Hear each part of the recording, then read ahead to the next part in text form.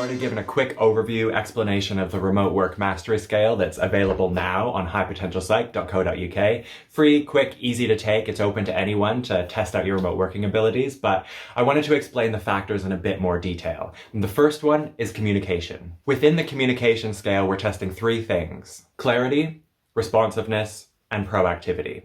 So these are three ways of looking at key elements of communication that is going to improve your remote working experience for you and the people you work with. So communication is obviously important when you're looking at anything to do with performance, because you need to understand both what you need to do, what your team's supposed to be doing, and what the company overall is trying to accomplish, and to understand how what you do fits into your manager's expectations, your colleagues' expectations, and overall what the company's trying to accomplish.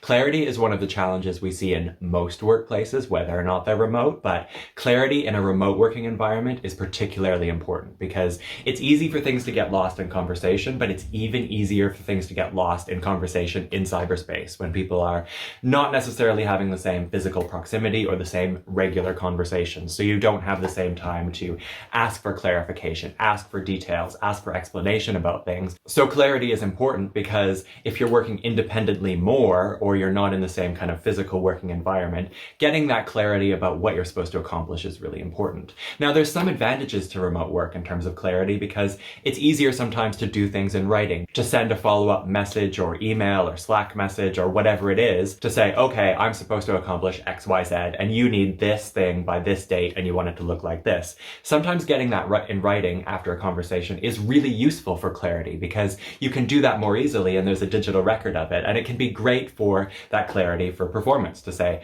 here is exactly what you expect. I just want to confirm you want it to be this length, you need it by this date, you want it in this time, it's for this client, it's for this person, it's for this audience. Whatever that clarity is, if you can ask those questions to specifically understand the work you're trying to do and what the purpose of it is, what's being looked for, then that's a great way to improve that communication and make sure you have an understanding of exactly what's expected of you. So that clarity is really going to help, and figuring out how to do that politely, not too intrusively in a digital environment is a fantastically useful skill. Responsiveness is also really important, and understanding how quickly, how promptly you need to respond to things, and how quickly you can expect your colleagues or your boss or other people you work with, maybe even clients, to respond to things. So some industries, some jobs, it's really important to have a very responsive environment where you may need to be online, on your email, on an instant messenger, or whatever it is, all the time, because responsiveness is absolutely critical. In some environments and some work, every message is not equally important. Responsiveness is not equally important for some things or with some colleagues versus with others.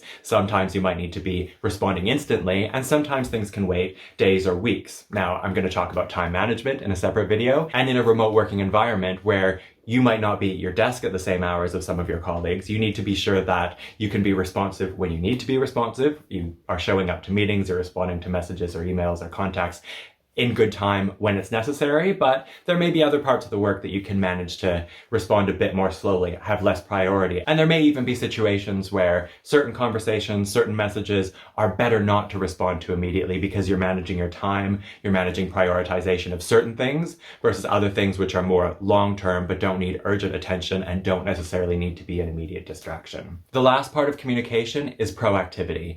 And this is something that most employers are going to look for in employees, especially in remote working environments. So if you don't know what you're doing, you ask questions. If you have problems, you bring them up.